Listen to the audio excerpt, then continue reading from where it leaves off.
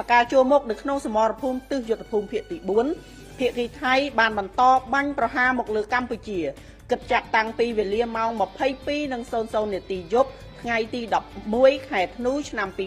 2025រហូតដល់វេលាម៉ោង 7:05 នាទីព្រឹកថ្ងៃទី12ឆ្នាំខែធ្នូឆ្នាំ2025នៅវេលាម៉ោង 22:08 នាទីយោធាថៃបានបាញ់កាំភ្លើងបំពាក់លើរថក្រោះនៅតំបន់ជាំតែនិងតំបន់ផ្ទះតមុកនៅវេលាម៉ោង 22:37 នាទីយោធាថៃបានប្រើប្រាស់ Sniper បាញ់ចូលភូមិសាស្ត្រទួល95រហូតដល់ព្រឹកថ្ងៃទី12ខែធ្នូឆ្នាំ2025យោធាថៃបានបន្តធ្វើសកម្មភាពបាញ់ប្រហារនៅវេលាម៉ោង 12:15 នាទីរំលងអធ្រាត្រដោយបាញ់កាំភ្លើងត្បាល់និងកាំភ្លើងយន្តនៅក្នុងភូមិសាស្ត្រប្រាសាទតាមាន់និងប្រាសាទតាក្របីនៅវេលាម៉ោង 4:00 នាទីព្រឹកយោធាថៃបានចាប់ផ្ដើមប្រើប្រាស់កាំភ្លើងត្បាល់កាំភ្លើងយន្តនៅគ្រប់គោលដៅក្នុងតំបន់អានសេះអូភ្នំ500អូផ្កាស្នេហ៍ទ្វារដែកនិងភ្នំពងចាបនៅវេលាម៉ោង 7:05 នាទីយោធាថៃបានចាប់ផ្ដើមវាយប្រហារដោយកាំភ្លើងធំគ្រប់ធន់នៅទីតាំងថ្មដូនជប់កគីនិងប្រាសាទតាក្របីចំពោះស្ថានភាពនៅក្នុងភូមិសាស្ត្រដទៃផ្សេងទៀតមានសភាពស្ងប់ស្ងាត់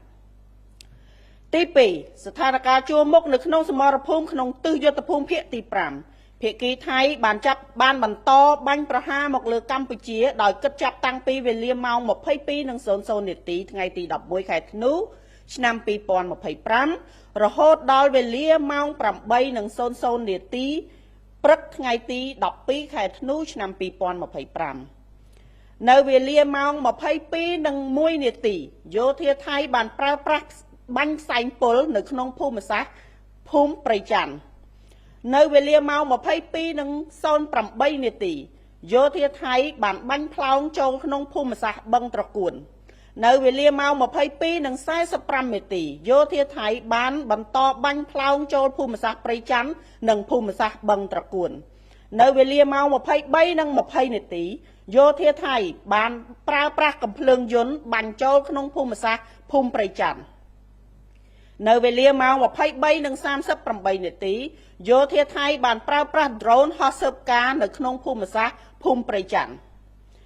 រហូតដល់ព្រឹកថ្ងៃទី12ខែធ្នូឆ្នាំ2025នៅវេលាព្រឹកម៉ោង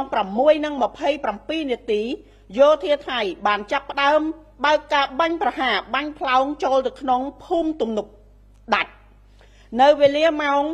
6:40 នាទីកម្លាំងថ្មើរជើងរបស់យោធាថៃបានចាប់ផ្ដើមធ្វើសកម្មភាពនៅក្នុងភូមិសាស្ត្រភូមិជោគជ័យនៅវេលាម៉ោង 7:02 នាទីកម្លាំងថ្មើរជើងរបស់យោធាថៃបានចាប់ផ្ដើមធ្វើសកម្មភាពនៅក្នុងភូមិសាស្ត្រភូមិព្រៃច័ន្ទនៅវេលាម៉ោង 7:02 នាទីយោធាថៃបានចាប់ផ្ដើមបាញ់មកលើភូមិសាស្ត្រភូមិជោគជ័យនៅវេលាម៉ោង 7:10 នាទីយោធាថៃបានបាញ់ផ្លោងមកលើភូមិសាស្ត្រភូមិព្រៃច័ន្ទនៅវេលាម៉ោង 7:20 នាទីយោធាថៃបានបាញ់ផ្លោងជ្រុំនៅក្នុងភូមិសាស្ត្រភូមិព្រៃច័ន្ទបន្តនៅវេលាម៉ោង 7:43 នាទីយោធាថៃបានប្រើប្រាស់រថពាសដែកចូលទៅក្នុងភូមិសាស្ត្របឹងត្រកួនខាងមុខភូមិសាស្ត្របឹងត្រកួននៅវេលាម៉ោង 22:01 នាទីយោធាថៃបានប្រើប្រាស់បាញ់ផ្សែងពុលនៅក្នុងភូមិសាស្ត្រភូមិព្រៃច័ន្ទនៅវេលាម៉ោង 22:08 នាទីយោធាថៃបានបាញ់ផ្លោងចូលក្នុងភូមិសាស្ត្របឹងត្រកួននៅវេលាម៉ោង 22:45 នាទីយោធាថៃបានបន្តបាញ់ផ្លោងចូលភូមិសាស្ត្រព្រៃច័ន្ទនិងភូមិសាស្ត្របឹងត្រកួននៅវេលាម៉ោង 23:20 នាទីយោធាថៃបានប្រើប្រាស់កាំភ្លើងយន្តបាញ់ចូលក្នុងភូមិសាស្ត្រភូមិព្រៃច័ន្ទនៅវេលាម៉ោង 23:38 នាទីយោធាថៃបានប្រើប្រាស់ drone ហោះស៊ើបការនៅក្នុងភូមិសាស្ត្រភូមិព្រៃច័ន្ទរហូតដល់ព្រឹកថ្ងៃទី12ខែធ្នូឆ្នាំ2025នៅវេលាព្រឹកម៉ោង 6:27 នាទី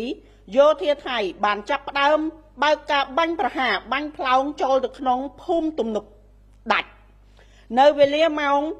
6:40 នាទី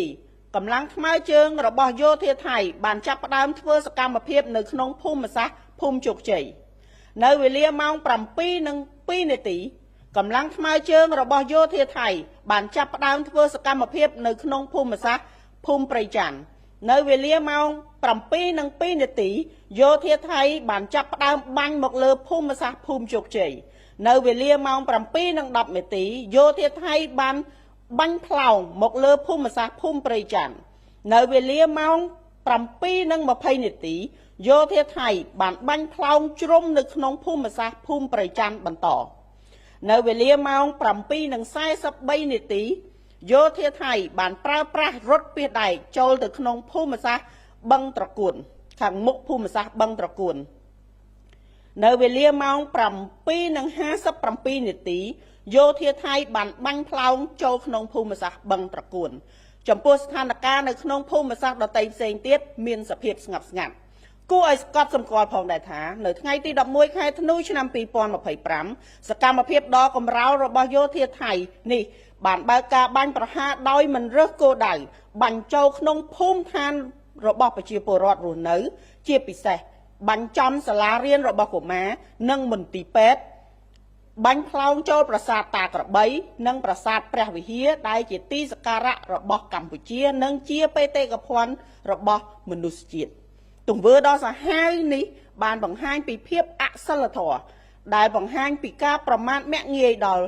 អាយុជីវិតដល់វប្បធម៌អរិយធម៌និងជាទីសក្ការៈរបស់មរតកមនុស្សជាតិជាពិសេសជាមរតកដែលដូនតាខ្មែរបានកសាងបន្សល់ទុកដែលមានតម្លៃមិនអាចកាត់ថ្លៃបាន